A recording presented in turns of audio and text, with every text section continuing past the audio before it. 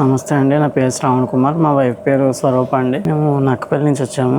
First ప్రెగ్నెన్సీకి మాకు శాంతి madam reference ఇచ్చారు, విద్యా మేడంకి. ఆవిడ ద్వారా మేము కాంటాక్ట్ అయ్యి ఇలాగ ప్రెగ్నెన్సీ ప్లాన్ చేసుకున్నాం. ఫస్ట్ ప్రెగ్నెన్సీ అయితే సేఫ్ గా డెలివరీ అయింది. సేఫ్ పాప పుట్టింది ఫస్ట్. మళ్ళీ సెకండ్ ప్రెగ్నెన్సీ కూడా మేము మాకున్న ప్రాబ్లం బట్టి వెళ్ళినా కన్సల్ట్ అయ్యాము. విద్యా మేడం సేఫ్ గా డెలివరీ చేశారు. సెకండ్ టైం కూడా పాప పుట్టింది.